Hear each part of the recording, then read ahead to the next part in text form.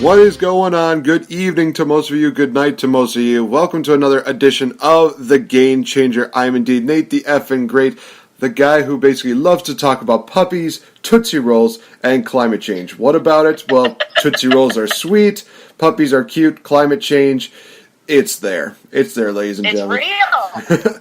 And you hear that voice, that can only mean one thing. I'm being joined here by the woman who is still a little bit weirded out by a certain movie called The Nightmare Before Christmas, the one and only lovely Madame Valerie. How's it going for you today? What an intro as usual. You know what? I have gotten, nothing like horrible, but I've gotten so much heat, #heat tweet, about The Nightmare Before Christmas. People love it, and it's funny because there was a girl that actually it reminded me, she had a purse that had all the Nightmare Before Christmas characters on it, and I was like, oh, that's a cute purse, and I kind of thought to myself, I don't know why I just said that to her. I was kind of lying because I don't like those characters, but I just thought it was a cute idea to have it on a purse. And then I started to think, that movie's, not to get into the whole story, but that movie really freaked me out as a kid, but maybe I didn't give it a chance. Maybe now that I'm 32 years old, maybe I just overreacted and I'll watch it again. Oh my God, Nate, it's so freaking scary. That boogeyman guy, I don't want to talk about it. It freaks me out. Oh man, what is his deal? He's the Oogie Boogie Man. That's all we really have to say. Don't book him. He's like Flip. He's not booked, man. Oh man, now you're just tempting me to find out who this guy is and just book him on the show and just be like, "Hey Val, it's your favorite person." I'll just have him start off. That's next year's Halloween special, sorted then, maybe. Or who knows? Maybe it could be on the next, Cruise of Jericho. You never know. You never know. Jericho, if you're watching this, please book him. I really want to see SoCal's reaction to this now. Oh, no. Oh, man. We have fun here on The Game Changer. But also, since you mentioned Christmas specials, I actually recently watched a classic that was from my childhood that I thought, looking into, I'm thinking, you know what? It's been a while. I'm kind of interested in seeing how this holds up. I watched a back-to-back deal. I watched the original Frosty the Snowman, and honestly, I will say this, guys, it still holds up. It still is a really good tale. Yeah. Characters are very well done. Then we get into Frosty Returns, and I'm literally like, this is a little bit more bizarre. Okay, so you got the kids basically rejoicing in snow, and then they're resenting snow, and then they're back to loving snow throughout the movie. They talk about basically getting rid of snow, and then the villain, he does nothing to redeem himself. Just, the story is just absolutely a mess. And I'm going to say this, guys. I love John Goodman as an actor. I think he does a fantastic job with some of his works. This is not one of them. I'm sorry. I don't see this as one of his. I don't see this as one of those things where he's like, on his resume of like, oh yeah, I'm proud to do this. It's one of those things where it's like, he kind of did it. It's there. Just, I wasn't too much of a fan of it. As a kid, I remember enjoying it, but as an adult, it's like, okay, this does not hold up as well. But that's just my opinion, so be sure to bring in the #heat, because why the hell not at this point? Yeah, you know what? You might find yourself in my position. It's so funny, because at least people were nice about it. I've had some of the other things that are just, innocuous tweets. One time I said something about, maybe I should say it again, because it still holds true. I never liked Destiny's Child. I just wasn't one of those people that really, and people just freaked out, and they were getting really nasty and really mean about it. This was at least oh my God, Val, how can you say that? I love the movie, blah, blah, blah. So they didn't get too mean, but hey, you never know. Any John Goodman fans out there, they might be the worst of the worst. We don't know. I guess we're going to find out. This is true. Innocuous. Something tells me, yes, you've been hanging out with Chris Jericho too much if you're having that much of a dictionary reference right now. I love that word. Isn't it a good one? It is a pretty good one, and it also shows the kind of lack of intelligence that I have no idea what that even means. So it means harmless, no big deal, innocuous, Another one that I love is that, now we're just doing a little vocab lesson here. I love using the word of insouciant. It means kind of you don't care, you walk in insouciantly, you're not impressed, you're just sort of, it doesn't matter. It's a very fancy word, Nathan. Jesus. You going to the UK definitely has changed you up a bit, because you're learning all these new words, you're acting all fancy. You truly are the Duchess of California. Let me adjust my bow tie, my cravat, darling. Oh, man. Now you're making it seem like you're like Jack Gallagher reincarnated into a woman. I like that kid. He's cool. He is absolutely amazing. And speaking of wrestling, guys, what a year it's been for 2018. Obviously, it's ending on a bit of a sour note. Thank you very much, Monday Night Raw, for that. Yeah, trust me. Last week they were in Milwaukee, which is near where I live. I did not get a chance to go. This is the first time I'm actually talking about it. It was literally one of those shows I'm just like, are you kidding me? Why? Oh. Really? Do tell. What did you not like? From top to bottom, it was basically known as the Baron Corbin show, and it just felt like one of those shows that it really did not click well with people. There was one moment where Seth Rollins, he came out to do the IC Championship Open Challenge. Everybody's thinking like, oh, there's so many people that could do it. It could be, again, Finn Balor. It could be Pete Dunne. It could be all these listed people that could have done it. And even people on Twitter were tweeting like, oh, yeah, I'll probably drop by or blah, blah, blah. Who did we end up getting? Dolph Ziggler. And that was the moment where I was like, nope, I'm done. Click. Because I love Dolph Ziggler, but was it the fact that they sort of teased that it would be anyone and it just was someone that's on the regular roster and no big deal? Like, that's not cool. That's the one reason why. The second reason why was because we've seen it before. We've seen Dolph Ziggler and Seth Rollins battle so many times on Raw. We've seen them battle so many times on pay-per-view. It's like, just move on from it. We're trying to actually give you guys a chance, and you give us the same thing over and over and over again. That doesn't work out, and it's going to hurt the product. And I'm sure you knew, back when you were to work with Impact, and I'll still call it to this day, TNA, that there were probably some moments where they had, the same routine over and over and over again, and you probably saw how much it hurt the product. Yeah, and the worst thing is, I feel like, for example, I'm kind of vocal in interviews and stuff, how I always hated when they did all these announcements. We're making an announcement to make an announcement about an announcement, and it just got so silly. And I said, the problem is that as a fan, you don't like feeling like you're being taken advantage of, like you're dangling that carrot just for it to be something disappointing. When you knew when you said there was going to be an announcement, it was going to be disappointing. So that's the kind of thing I think that promoters often do. They're just kind of, it's almost like physical clickbait, and they just sort of do that to get everyone's attention, and they can't back it up with anything cool.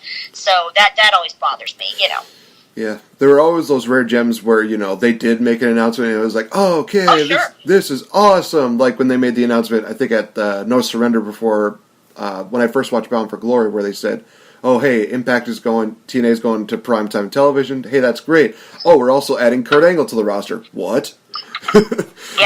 Yeah, and there were so many good ones, and that was kind of the problem, that, it was like they couldn't keep topping themselves, and then I was like, well, just maybe don't make so many announcements about announcements, you know what I mean? Yeah, it just does not, it doesn't help the product at all. But, again... It gets a little superfluous, would you say? It does. Another word! Oh, man. I think there's literally going to be a segment every single time we do one of these podcasts where it's just like, this is the Val's word of the day. And basically can we do a dictionary sideline kind of a thing? That would be perfect. You know what? I think we're going to have to. We'll probably dedicate 10 minutes of the show just to give you a random spot where it's just like, hey, you'll know this word. You'll know this word. Consult the guide after this podcast, por favor. So, like I said, 2018 still had some pretty good highlights throughout the year. Obviously, one of the biggest highlights for me as a wrestling fan was still All In. StarCast was one of the best shows, and honestly, when you wanted to talk about professional wrestling, nothing really has a possible chance of topping the All In card. You looked at it from top to bottom. It is absolutely amazing what they created. They had a great no DQ matchup between, I think it was Joey Janela and not Joey Ryan. Who was it? Hangman Page. There we go. They also had one of my dream matches, which was Pentagon versus Kenny Omega. Literally, I'm like, oh my god, yes. I did not realize how much I wanted this match until I saw it.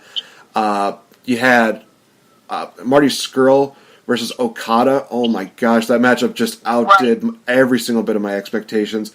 And then, of course, honestly, this is the one I think that definitely topped it off, and that was Nick Aldis versus Cody for the NWA World Heavyweight Championship, because that's one of those titles that definitely stands out and has a bit of a special place in my heart because when I first watched TNA, it was all about the NWA World Championship. It is being held by, Christian Cage, now known as Christian. What a shock.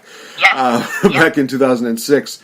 And when they got rid of that, it was like, oh man, I was getting so used to it. But I thankfully have a replica of the NWA belts with me, so I'm like, yes, I could still relive the lineage. Do you still have it now? I still have it now, yeah. Wow. Photo shoot. I might just have to do just a special photo shoot just because you probably want to see the NWA title. It doesn't look probably as fancy or as prestigious as the actual one, but it's still one of those titles that it has such a huge lineage. It has such a huge history to it that when you look at now the roster of people that have held it nowadays, it's like it's getting bigger and bigger. Yeah.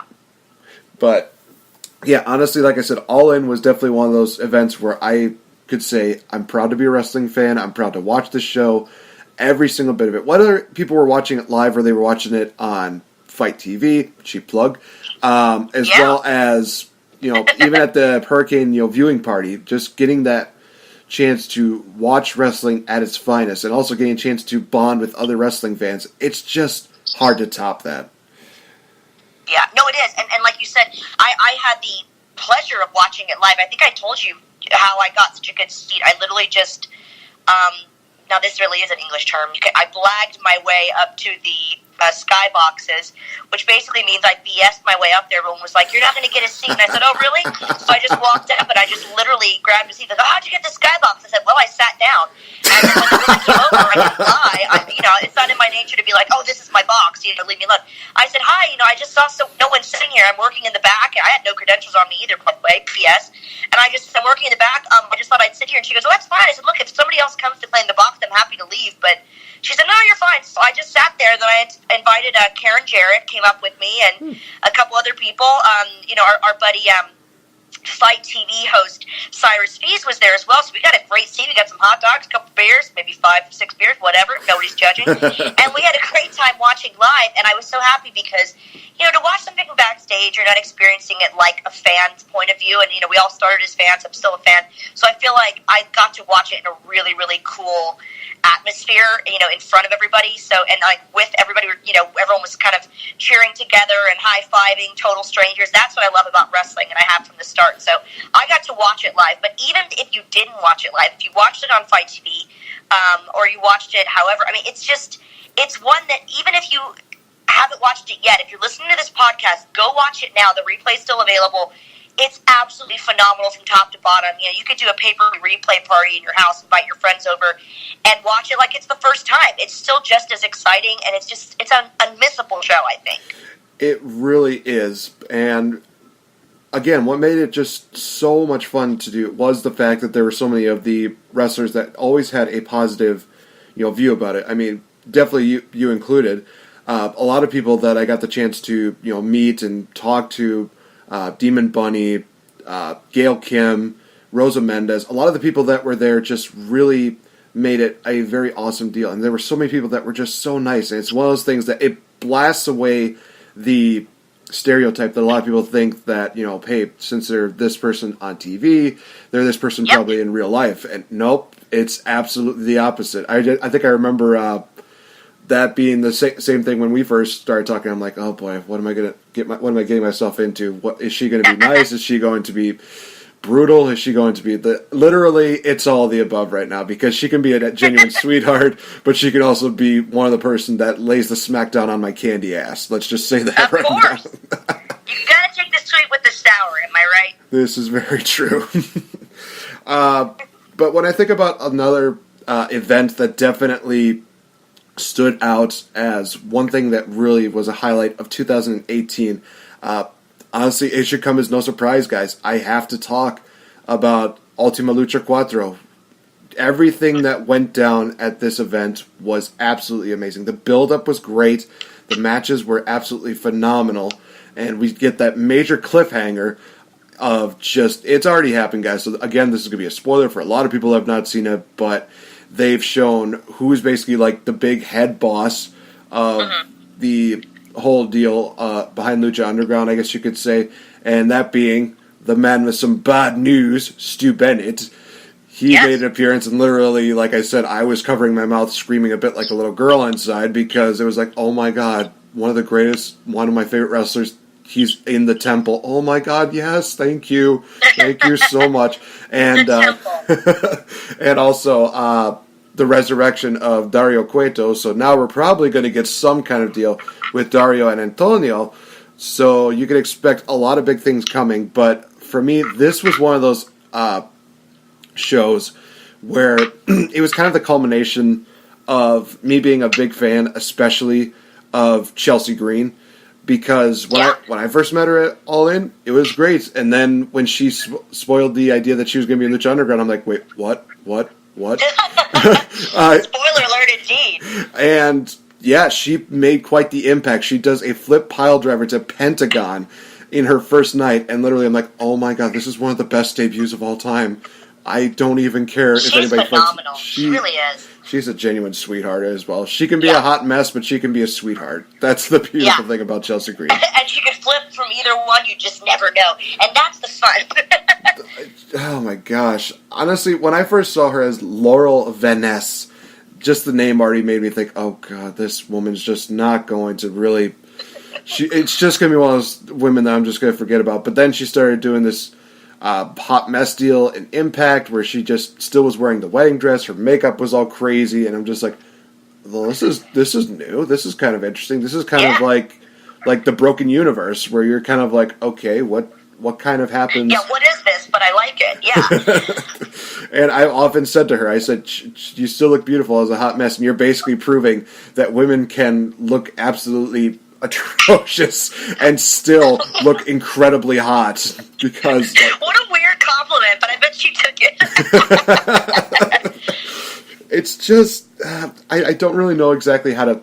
It's undescribable. It's undescribable how she looks, like I said, and now she's doing like this kind of, I guess I would almost call it like a Harvey Two-Face deal, where like half of her face is just completely clean, it's completely pampered, and then the other side is indeed the hot mess deal. And I think she's still doing that in NXT, which I think to myself, oh my god, this is awesome. We're getting hot mess in NXT. Please debut on NXT like now. I want that so badly right now. Yeah.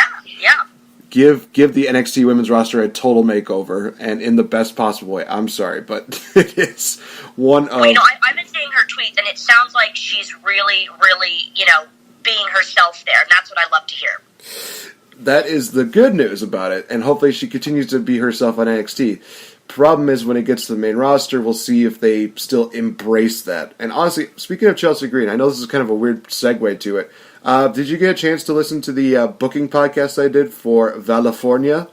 I did not, and I saw your tweets. I assumed that you were going to reveal all on this podcast. Well, all right, then. I can reveal it just for you. So for those of you that have not gotten a chance to listen to the full history of it, definitely go check it out. It's one of the first of the 12 days of bookings that I've been doing throughout the month, so definitely enjoy that. There's still more to come. So basically, the idea that I had is that I originally thought of the idea of like, oh, well, you're going to come in and you're going to just reveal yourself as like this agent that's going to be, just going to be there to scout talent. And I'm thinking, sure, no, that doesn't seem like a Val thing. And I remember us making a joke about, you talked about how a lot of the women back in the day, how they were always coming out in like the fancy dresses, and nowadays it's kind of different. Yeah. And I made the joke, I said like, you probably should be the new fashion consultant for WWE. And and I thought to myself, you know what? That's the storyline I'm going with. I'm going to have her kind of doing like this undercover boss kind of deal where you're just as like a fashion consultant, but you're also kind of scouting talent. And then we have a deal at Royal Rumble where the announcer has made that, there's going to be like a big time person that's going to be here to watch the Rumble. Byron Saxton is, of course, in there, which I thought to myself, you know what, this makes perfect sense. You just come in and... I love Byron. You just come in and he's just kind of like, Val, I'm sorry, I thought we were here waiting for somebody big and important. And that's where you kind of have like that mood change where you're just like, I am the big important person because I am indeed SoCal Val. And you just start talking about, how your appreciation for women's wrestling. And this is where you would also bring in your quote-unquote bodyguard, that being Sage Beckett, a.k.a. Andrea because why not? Because I literally look at her and think to myself, yes, I want her to be the China to SoCal Val's Triple H and Shawn Michaels, honestly. That was kind of the inspiration I had behind it. And I will say this, that while you're watching the Rumble, I had this idea pitched that you would have women from the past basically, talking with you. So people like Victoria, Jacqueline, Molly Holly. I even threw the name Gail Kim. And I know, like I said, that Gail Kim would probably not do it, but it's one of those things where it's like she's only watching. So she's basically getting paid to watch the Royal Rumble. So maybe there's no harm in that. That's just me. Well, it's fantasy booking, and that's what you would want to see, and hey, I would never be against it either. I love the idea, because I love the idea of being like an image consultant, because I don't know if you saw my tweets, but I have not watched it in a while, and I tried to watch, I think it was NXT or something. NXT TakeOver or something. And the girls, I'm not going to just, pussyfoot around and beat around the bush and go, oh, well, I'm not going to tell you which girls it was. I'm not going to tweet about it and get all kinds of ridiculous, into arguments. Of course you know who I'm talking about. It was the Horsewoman women who were wearing jeans and T-shirts and looked like fans. I don't care how this sounds. I'm not going to, again, I'm when I first started doing interviews, it's kind of like, okay, be careful, BPC. This is my opinion. I'm sure they're lovely girls, but the way they're dressed is so freaking disappointing and almost borderline disrespectful that, like me, as a girl who was a fan, I'm not saying everybody has to be at a damn evening gown. I'm not saying that. But wow, this is where we've come, where like there's not like any star quality. It's just, okay, don't do your hair, just run out there in jeans. I hate it. I absolutely loathe it to the smallest fiber of my being, and they need an image consultant, and many of them do. So I'm just going to go ahead and say that. Put that on the record, okay? Okay, just don't. It's just saying. Hashtag just saying. I think that needs to be like our common bond deal where we just maybe tag each other in random posts and just end it with hashtag just saying. Just saying, because it's a totally controversial thing. People were so pissed. I'm like, listen, I'm allowed to have my damn opinion or not. If they want to watch, they could easily watch me and go, oh my God, what is she doing? She's 80, she's wearing an evening gown, or oh, she's too dressed up. Fine. But, honey, I'd rather be too damn dressed up and look like a damn superstar, movie star, than be wearing jeans and a flipping T-shirt. I literally don't have words. I watched it, I just thought, I can't stand this. I don't care how talented you are, I don't care. I care that I'm watching a production that should be, not just about athleticism, not just, if that's your character, fine, but now everyone's doing this thing where they just don't care, and I find it sloppy as hell. That's all I'm saying. Just saying, hashtag just saying. Hey, you know what? This is one of those things where it is an open format. You could say whatever you want, and honestly, I respect that. I honestly do respect the fact that, they made it out to be like a red carpet deal, especially at a big event like WWE Evolution. It's considered a big red carpet deal. Everybody should really treat it like it is a red carpet deal. Yeah, you can get into your gear afterwards, and some people might say, no, that's going to take too much time. Just grow up. Come on. Don't turn into a 5-year-old where you're just like, oh, this is going to take too much time to get out of, and blah, blah, blah. Literally, if you only are going to wear it once, then you might as well just be like, rip, done. Okay. Yeah. I know, that's kind of a little bit brutal for the person that made the dress. I apologize to whoever I might have insulted, but it's just one of those things where it's just like, hey, if you're only going to wear it once and you already bought it, you can do what you want with it. But, like I said, if you treat something like a big deal, make it into a big deal. Make it feel like it is a... Thank you, because that's what it deserves. It deserves that sort of respect that, I said that in a tweet, like Jimmy Hart said to me one time, if you look like that you could belong in the front row, you're going to wind up in the front row. And I try to tell these stories on Twitter. It's hard, not to have a voice because you're just typing and, certain characters. And I was like, listen, I was 14 years old and I watched all these superstars come into the arena when I was trying to get autographs. And it was so disappointing to see Stacy Keibler. Yes, I'm naming names. Stacy Keibler showing up in her all black workout gear, looking like nothing. Then comes, this wrestler, that wrestler, blah, sloppy gym clothes. Then comes Chris Mother effing Jericho at noon or 1 p.m., whatever it was, strolling in with his hair down, curled, blowing in the wind, his bright patent leather pants, sparkly belt, sparkly shirt, unbuttoned, open, flowing in the wind. That man is a rock star. And this was totally off camera, him just being him, and I went, wow, that dude is memorable. And that was me at 14, not even in wrestling. So you remember the stuff that really touches you, even when it comes to image, you know? Yeah, I mean, I think it's one of those things that we can definitely say is a step above when he debuted and he had that really curly, bizarre kind of hairstyle. No disrespect, Jericho. It's just one of those things where it's like, you definitely have stepped up above that, and honestly, right now, him doing kind of the shorter hair deal, it actually looks really good for him. It definitely shows that he's changing with the times. We could go through an entire podcast talking about how amazing Chris Jericho is, but you know, this year still has been a really damn good year for him. I mean, I believe that this was the year that he had the match with Kenny Omega. He faced off Naito and became the 10-time IC champion, even though WWE won't recognize it. We as true wrestling fans will be like, hey, he's still the 10-time champion. This was what we wanted. You guys didn't give it to him, so this is your loss. Once you give him the title, you can say, oh, he's a 10-time champion. It's like, he's a 10-time WWE champion. He's now an 11-time Intercontinental champion. I'm sorry, but that's just how it is. By the way, this is your way of asking me to create a podcast with you that's literally called, as you just said, How Awesome is Chris Jericho every week? I'm totally on board. That's money right there. Oh, man. I think we're definitely going to have to do that, where I think maybe we'll do it as a build-up to WrestleMania, that we'll do like an entire podcast devoted to Chris Jericho. And honestly, if it's one of those things that just builds up and really kind of evolves into a deal where he feels so brown nosed that he's just like, all right, I'll cut you a deal for the next cruise of Jericho. I'll just be like, dude, thank you. It was one of those things where we're just stating facts right now. We gotta get you on that cruise, honey. We gotta do it.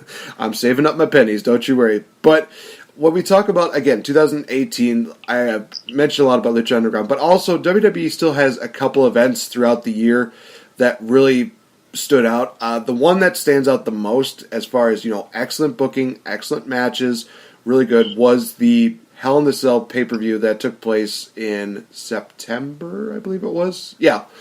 Top to bottom, the matches were really good, and it came with a lot of unexpected surprises. I mean, that was the night that Becky Lynch won the SmackDown Women's title from Charlotte, a month after Charlotte won it at SummerSlam, and Becky Lynch decided to go completely Stone Cold Steve Austin, or basically doing her own thing, which a lot of people are still talking about to this day. Holy cow. I was very in shock when it happened. I'm like, I don't know what to feel about this. And then we get into everything that she's done beyond that, and it's just like, wow, she's really come out as her own. She's really become a huge asset to the women's division. That's very hard to see her now not doing that. And I hate the fact that, we missed out on the dream match between Ronda Rousey and Becky Lynch, but good chance that we could see it at WrestleMania, ladies and gentlemen. You just never know. But right now, Becky Lynch has a big hurdle to surpass at TLC. It's a tables, ladders, and chairs match between her, Charlotte, and Asuka, which I'm looking forward to, despite what a lot of people are saying, oh, we're getting the same matchup, oh, we're adding Asuka.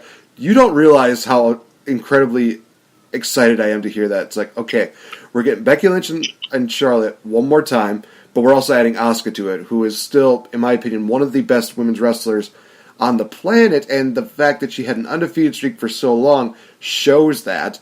It's just that she's been horribly booked this year. This was the fall of Asuka. If there was like a rise and fall of Asuka, it would be definitely described in this year alone. I'm sorry, but it just, It irks me. It's one of those things that irks me probably just as much as fashion irks you when somebody does a fashion faux pas. Yes, I can do fancy words too. Well, of course. But I mean, how long have we been waiting for Becky Lynch to finally get this recognition and finally get, into her groove? Because I was just talking with this on this topic with my friend Gene Money. If you're not familiar with him, he's a great wrestler here on the British scene. It's Gene Money, Munny. He's on my Twitter. He's awesome. And he's so funny and he's so truthful. We were just talking about how, I watched Becky. I knew her in Ring Divas. We did, a lingerie photo shoot together. I met her briefly a couple times. She's a lovely girl. Then she came into NXT, and I saw her at some of this Full Sail shows, and it was like, okay, they had her doing this sort of, Irish jig, very stereotypical, almost not offensive, but just hokey as hell. And then they went, okay, well, we're going to give her more like a rocker gimmick. So they had her, being, tartan plaid, but still very Irishy, and then that kind of rocker. She would headbang, and then it was like, okay, let's have her be. And I'm not, how much input she had. It's just that they kept she kept evolving.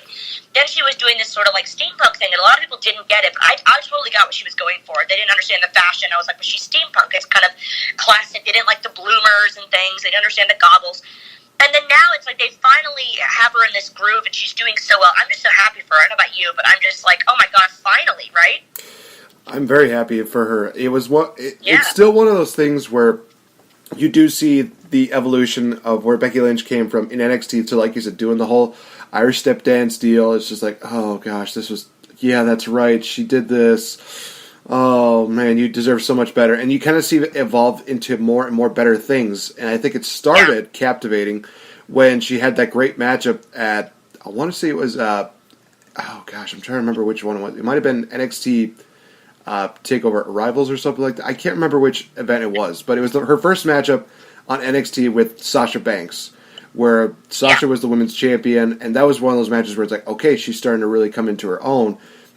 I'm starting to see where the hype is coming behind here, and then she starts growing even more and more. It's like, okay, we're getting more of this. This is great. Her first title run, of course, a lot of people will say it's not as memorable, and I hate to be that person, but I have to agree. But that's only because I think that people knew right off the bat that Becky Lynch was going to be the champion, which definitely kind of dampers it down just a smidge bit more. That's just only my opinion, though. But this second title run that she's had is absolutely amazing. It's unforgettable. Everything that she does is just, it just makes me so happy. And honestly, I will say this, because this will tie into the next topic I want to talk about when I talk about, who really shines this year alone. Becky Lynch has been taking a lot of shots at Seth Rollins because she calls herself the man. And Seth Rollins has been taking a lot of exception to that because Seth Rollins talks about, hey, I always thought that being the man was, going out there, busting your ass every single night instead of being this giant, internet troll. And Becky Lynch has just always had an answer for him. And it's like, oh my gosh. If we get this, her tweets have been great. If we get this mini feud between Rollins and Becky Lynch, not quite to the point where they get physical with each other, although that would be literally a moment where my heart will just explode. If we get like one of those deals where they just kind of have a back and forth backstage deal, or maybe in the ring, where Seth Rollins and Becky Lynch are just one-upping each other via promos, I would be totally okay with that. It just is one of those things where I'm just like, I want that so badly right now. I just want it to be. I want that to be a thing. Like, one thing that I look forward to on Raw is seeing Becky Lynch and Seth Rollins having some kind of interaction. It could be like a 3-minute deal. It could be a 10-minute deal. It doesn't matter. Just let me have those two actually face-to-face just smack-talking each other, and just let me have this, and I will say, yes, Raw has one of the best things going right now, and that's this mini feud between the two of them. Yeah. Well, the thing is, like, they might be building up to that, but I was going to ask, is it too early to sort of get your early WrestleMania predictions? I mean, you were talking about, we might get Becky at Mania versus Rousey. Is that what we think will happen? I think that would be the best way to go because of, because of two reasons. One, it makes sense because we've seen the dream match between Charlotte and Ronda. A lot of people are saying, well, they're probably going to set up for the rematch. It's like, I would much rather see that happen on a build-up to WrestleMania, whether that's going to happen at, Chamber, maybe they do it at Rumble, maybe they do it at Fastlane before WrestleMania, and then build up to Becky Lynch versus Ronda Rousey. And, of course, the question is, does that mean that Becky loses the title at TLC? Unfortunately, I do see that, but it has her cap off the year by winning the Women's Royal Rumble, which honestly is something that could really build that career up, because then you have Becky basically saying, I could go after my title again, but I do have some unfinished business and I want to prove myself against the quote-unquote baddest woman on the planet, that being Ronda Rousey. So it's a good build-up for that. That's just the way I would have it. And honestly, I would see Becky going over at WrestleMania. I would see her being the one that finally ends the quote-unquote undefeated streak of Ronda Rousey. And I would say this, guys, if they made this happen, it would be a huge staple in WWE, where a lot of people are just in shock because last year this past year it was the same way. When Asuka tapped out to Charlotte's figure eight, it was one of those moments where it's like, did that really just what? That really just happened? having Becky Lynch, lock in the disarm her and forcing Ronda to tap out, that would be one of those situations where again it's like, they did not just book that. No, they did what? And of course, what's going on around here? What is going on? Becky just owned her. Girl, hashtag just saying. This was awesome. Yeah, that would just be an absolutely amazing moment. And of course, the other reason being is that I will be at WrestleMania this year. So that's going to be one of those things that it's like, I kind of want to see it live. I really want to see Ronda versus Becky at WrestleMania because I'm going to be there. Just please, let me have this. Just let me have this one match. Let me have this one thing. I've been good all year, Santa. Oh, man. If that's literally the gift I get this year, that's just like, yes, I'm okay with this. I don't care if I get another gift for the rest of my life. Just let me see Ronda versus Becky live. I'm okay with this. Yeah. But again, when it comes to 2018, one person who shines out the most when it comes to this year, in my opinion, has been Seth Rollins. And it has been long overdue for Seth Rollins to finally get the recognition that he deserves for all the hard work and effort that he's put in. I mean, you look at everything that he's done this year, from having that phenomenal gauntlet match to really start off the year where he lasted a whole hour plus against Cena and Roman Reigns before getting eliminated by Elias. That just is one of those things that will still be in the record books that can't be taken away. And then from him to be the Intercontinental Champion, he has made that title more prestigious than it has been in quite a while. And I dare say more prestigious than when The Miz had it. And I know that's going to be some blasphemous, but you cannot deny that Seth Rollins holding that title has been absolutely memorable. Some of the stuff that he's done, his matches with Finn Balor, with Elias, with Dolph Ziggler, it probably will be another instant classic when we get him and Ambrose. It's just one of those moments where you look at it and think, wow, he's really just making this title that much more prestigious. He's making it that much one of those titles that people are working for. He's bringing back the old lineage of, hey, we have this guy as the Intercontinental Champion. He's working hard. We are building him up to be the next guy. We're building him up to be the next, world champion. That's what I'm hoping is going to happen. So, spoiler alert to another early WrestleMania prediction. I think it's going to be Rollins versus Lesnar at Mania. See, that would be a great match, though, in my opinion. I mean, honestly, it makes most sense right now because you look at the track record on WrestleMania cards. Seth Rollins does have a victory, technically, over Brock Lesnar because of WrestleMania 31, where he cashed in and won the title in the heist of the century. But Brock Lesnar has also got a resume of his own at WrestleMania where he beat Dean Ambrose and Roman Reigns at Mania. So it's kind of one of those things where it's like, well, he's beaten 2/3 of the Shield. There's only one guy left to beat at WrestleMania. And if Brock Lesnar does that, it will be one of those things where it's like, wow, he really is the beast incarnate. But it's also one of those things where you ask the question, can Rollins be the one in the in the what is it, the 2-1 to really beat Brock Lesnar at WrestleMania? I would say hopefully yes, because I would love to see that. I don't care how many curve stomps it takes. I kind of want to see Seth Rollins just beat Brock Lesnar and win the title, and people are going to complain, oh, but it's not realistic. It's not like if it was Undertaker and Brock Lesnar at WrestleMania 30. We live in a world where it's not about reality. It's about creating a storyline that makes sense, and it's about the build-up, and it's about the ultimate payoff. The ultimate payoff right now is Seth Rollins being the champion because he's earned it. He really has. Drew McIntyre, he's getting there. So many other guys on the roster are getting there, but Seth Rollins is the only one that I can actually say, hey, let's pull the trigger on him. He's ready. Yeah, and the thing is, so much goes into being worthy of an opportunity like that. Like you said, Drew's amazing, but Drew's a lot, newer. I know he's not new, he was there before him, but at the same time, he's somebody that, like you said, he's kind of still proving himself.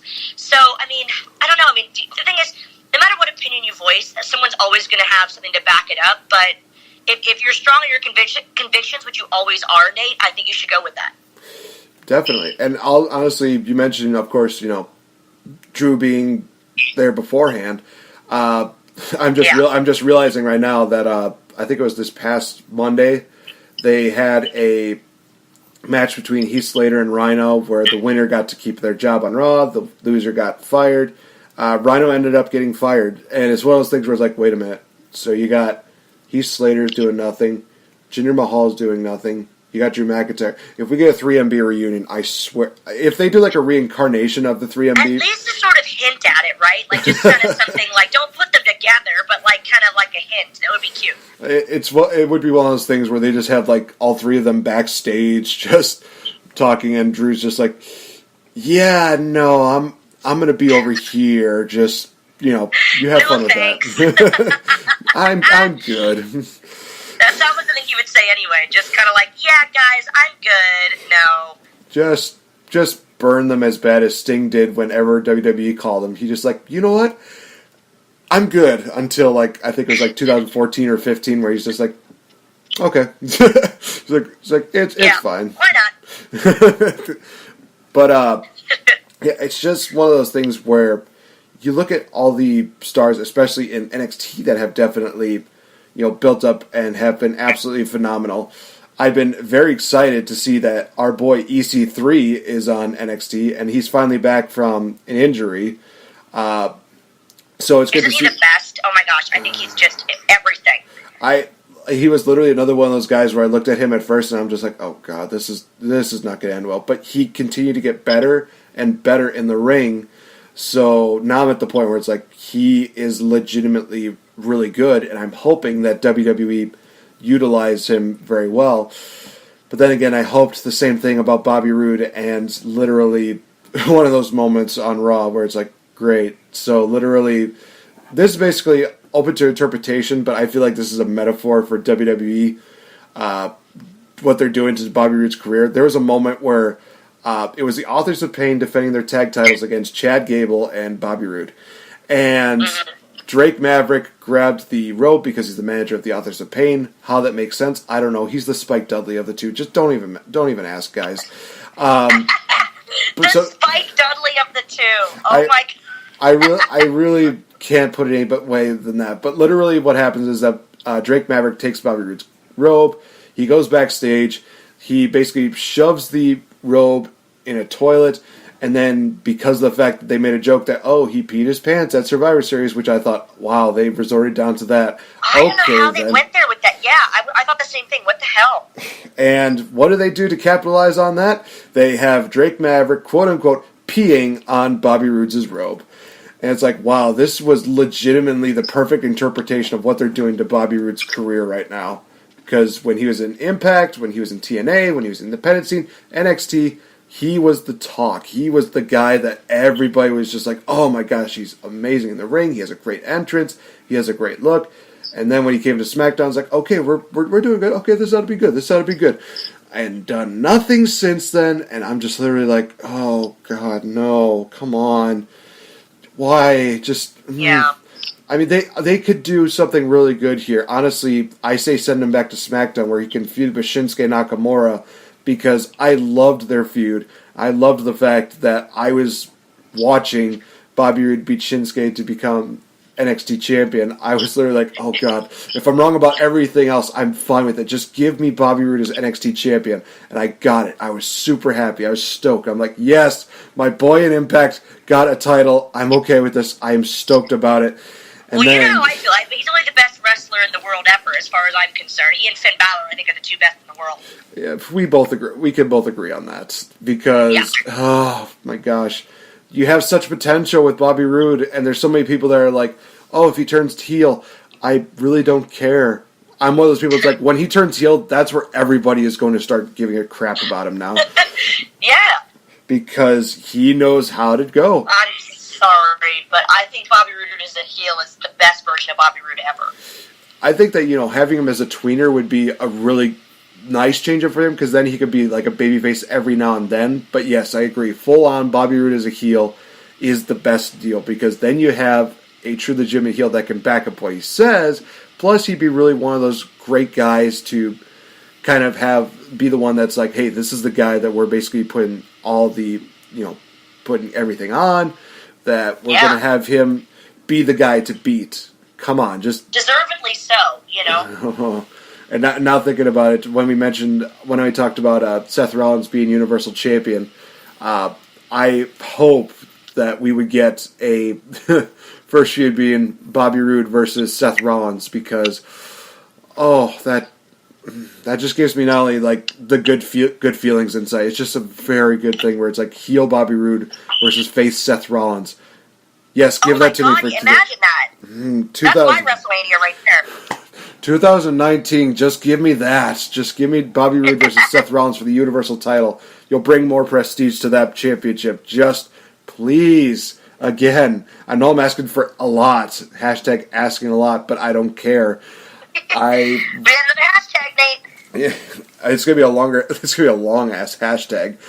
Oh my gosh. But let me ask this, Val. So for your 2018, who have been some of the wrestlers, or what have been some of the events that have kind of stood out to you, that have made you proud to be a wrestling fan, that have made you really look back and think, yes, when I think about 2018, this is what I like to remember most about? Oh man, it's tough because 2018. The first thing I'll go with is, to me, the most personally important, which was WOS, and just getting to be a part of a commentary team, and being on the panel there with Alex Shane and Stu Bennett. That was probably the biggest highlight to me personally that I've ever had in wrestling, number one. And now, if you look on WOS Wrestling's Twitter and Instagram pages, there should be ways for a lot of the replays to be shown, I think, in the US as well as the UK. So you can watch season 1 all over again, which is badass. We've got our tour coming up end of January, early February. That's number one. Number two, you already touched on it. Starcast, I think, was one of the most memorable, shows for me. I think it was a huge, Starcast and All In, obviously. I think it was monumental because it was not run by a hugely popular, well-known federation. It was Cody and the Bucks, and they did such a great job. I'm so proud of them for that. And thirdly, if I can choose three things, the Jericho Cruise, another thing that was, not backed by some WWE, thing. It was something that ROH was heavily involved in, but this was Jericho's baby. This was Jericho's, his dream to do this cruise. And I just thought I was so touched that he thought enough of me to put me on the cruise and so many different, events and things like that. So I'm just so proud that, without knocking the WWE, because I don't want to do that. They deserve all the praise in the world, but it's just cool that we're in a genre and in a generation now that, you don't have to have the WWE name behind you to accomplish something really, really great and really memorable. And I just always remember, my husband was saying too, that on the Jericho Cruise, as cheesy as it sounds, just to see the reactions on people's faces as the shows were going on, and just they were literally having the best vacation of their lives, and that's all thanks to Jericho. So yeah, it's been a great year for wrestling and a great year to be a wrestling fan. Definitely, I do agree with that. And honestly, if we actually do have, the second Cruise of Jericho, which I'm hoping is going to be a definite deal, and if there is a situation where, I am basically your cabin boy, it's one of those situations. You're hired!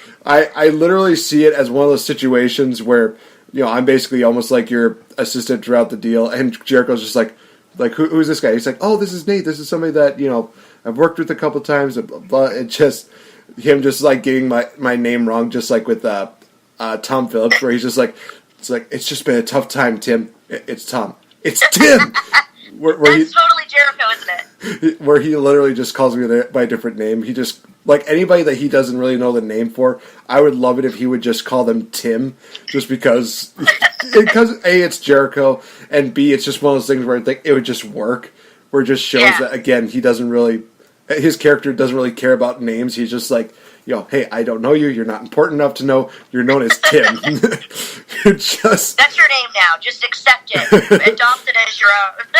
That's classic Jericho. I love it. I thought it would just be amazing. That'd be one of those things where it's like, well, Jericho didn't get my name right, but, I helped create a trend of Tim, so... for all those Tims that listen to the show, you're welcome. Trending now. Tim the Sailor. Hashtag trending Tim. I love it. Trending Tim. Oh my gosh. So we are just about to wrap up this edition of the Game Changer, but before we do, I think it's only fair that we share a little bit of holiday cheer, and that being, what are some Christmas traditions, or what are some holiday traditions, if I can be political, do you like to do during this wonderful time of year, SoCal Val? What are some things that you enjoy about the holiday season? Oh, you know what? It's funny. I just started decorating my house just about 2 days ago, and it looks so crazy. I'm actually going to, not to do a cheap plug for Patreon, but I actually want to show you guys some of my favorite parts of the house that I've decorated, just the tree, and I'm really proud of my, tablescape. I'm like, does that mean I'm getting, really old, that I, set my own dining room table, and I'm proud of it, because that makes me feel like an old lady, but it's pretty exciting. I'm here for the mulled wine as well. Every event I've been going to, I've been to, 3 or 4 Christmas events already, and I have to say, I'm here for the mulled wine, I'm here for the cold weather, as a Florida girl and a California girl and a Texas girl, to be in a place that feels friggin' Christmassy is so special to me. The cold weather, being able to wear hats and scarves and stuff during Christmas time and shopping, it makes it really, really special. I know that sounds silly, but being from hot states, it's really great. Traditions, I'll tell you what, it sounds weird because you know how they always say Die Hard's a Christmas movie and it's this big controversy? Which I kind of think it's both. I kind of agree with both. It can be kind of Christmassy. What is your take on that, Nate, before I proceed? I will say this, that I just recently watched the Comedy Central roast of Bruce Willis, which is definitely a watch. If you guys get a chance, go check it out. It is absolutely hilarious who they all bring on to it. And it's one of those situations where Bruce Willis himself actually said, the reason why I wanted to do this is to say this. Die Hard is not a Christmas movie. And he said it wasn't? Oh, come on. I literally just busted a gut laughing so hard because I hear the stereotypes of people saying it's a Christmas movie. It's not a Christmas movie. It's a Christmas movie. It's not a Christmas movie. It's like, is it set during Christmas time? Well, yeah, then I guess it's kind of a Christmas movie. I mean, so many other people could say, but it's not about Christmas. It's not about it's not. There's so many other movies that are not about Christmas. But it's a huge part of it. You know what? He's probably being funny, but I think both make sense. But for me, it's not a Christmas movie. But there's a movie that I love called Little Women, and it's one with Winona Ryder. There's 3 or 4 different versions of Little Women. I used to watch it as a kid every night before I went to sleep around Christmas, and to me, it's just this weird I don't even know if I'd watch it with anyone, but just I might want to watch it alone. It was just this weird thing I always did every year. And there are parts of it in Christmas. There's quite a few parts, but it's not a Christmas movie per se. But it's such a wonderful film, and I used to watch it every night before I went to bed. It just felt Christmassy to me. And that's my weird one tradition that I think I'll always do that. I don't know why, but it's so cheesy, but you did ask.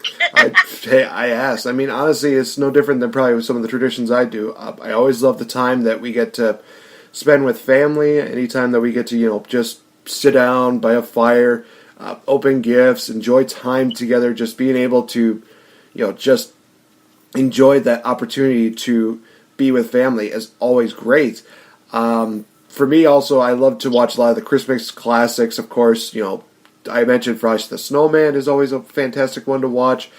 Any new Christmas specials that they bring out, I think they did a Toy Story one as well as a Frozen one, which was Olaf's Frozen Adventure. Cheap plug, go watch it. It's awesome, and it's hilarious. But yeah, a lot of the instant classics, Rudolph the Red-Nosed Reindeer, Santa Claus is Coming to Town, all those great stories that still hold up and still are mainstays within the childhood really definitely stand out. And I will say also this, that I think another one is A Year Without Santa. It's another really good movie that kind of paints the picture of what happens if Santa took a year off. And we get introduced to 2 of the probably funniest characters in the Miser Brothers, where it's Heat Miser and Snow Miser. Just love the music that they sing. I love the polar opposites that they are. It's just one of those things where I'm just like, you know what? It's still utilized to this day, even though people can say, hey, Batman and Robin was one of the worst movies of all time. Hey, they at least incorporated Snow Miser in there. It was for a funny moment. It was a cringeworthy funny moment, but it was still one of those things where it's like, hey, it still stands out because of the fact that it's a well-known song. Plus, it's Snow Miser, so... Those are good, though. This is the thing, that's why it's great to ask people, because certain people, grew up with with certain things. And being over here in England, like, there are certain songs, even I went to a choir service today, there were a couple songs I didn't really know at all. There were Christmas songs over here, but it's nice to kind of, you know, meet different people from all walks of life that have different traditions than we do. It makes it exciting. Definitely. And I love the fact that, you know, they try to still incorporate, you know, holiday movies around this time of year. Some can consider it. You know, they recently did that new animated Grinch, which, like I said, not a bad movie. It's definitely aimed more towards the kids, which is not a bad thing at all, because I think that you could still say the original Grinch was more towards the kids, but it's affected by general audiences all around. But they're doing the whole Once Upon a Deadpool deal, which I'm going to be interested in seeing how that turns out. But yeah, they also, if you're definitely a person that's a Hallmark mark, I'm going to say that without any regrets, because my mother really is. She loves a lot of the movies that are going on during the Hallmark Channel. She loves the Christmas-themed ones, especially. I could tell you that because I look at the DVR and I see, Christmas movie. And where are these all stemming from? Hallmark Channel. What a surprise. People love Hallmark Channel. Oh my God. I haven't got into it. People love it though. Is that going to be one of those things that's going to be... Are you going to be a late bloomer to get into the Hallmark Channel, or is it going to be one of those things where... You know what? My friend Kristen, she always loves those, like, really kind of, like, but, like, not very high-profile actors, you know, real cheesy TV movie types. Like she'll want to watch something, and I'm like, Kristen, this looks really bad. Like, she's like, well, how do you know it's bad? I'm like, well, I don't recognize any of the actors. Never heard of it in my life. It looks sappy as hell. And then she wants to watch it, and guess what? It sucks. So, oh, Kristen. But she's kind of she's my eternal optimist kind of friend. So bless her heart.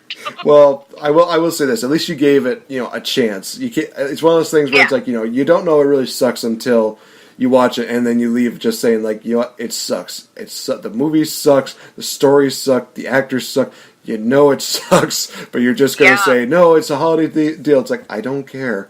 It's just one... like, no, seriously, this is going to suck, and then it does, and you're like, see, what did I tell you? Told you so. and she's just like, no, but there's this actor, and there's this scene, and there's this... It's like, I didn't like it. I don't care. No, it was awful. I'm going to go watch a different movie right now. What, The Nightmare Before Christmas? No. No. You know how I feel about that. Hashtag Rotten Tomatoes. Oh, man. I feel like there should just be there needs to be like a new level on the Rotten Tomato meters where it's just, you know, I think they have like the Splat, they have the ripe tomatoes. Now they just need to have one that just says Val verified. Just I kind of be happy. We got it to the movie review business, Nate. That's our 2019 goal. All right, I will definitely see to it that we can try to make that happen. I really would love to make that happen. But yeah, guys, 2019 is going to be absolutely star-studded. I'm going to tell you that right now. Everything that's going on for 2019, it's going to be great. But before we go, we'll end it with this.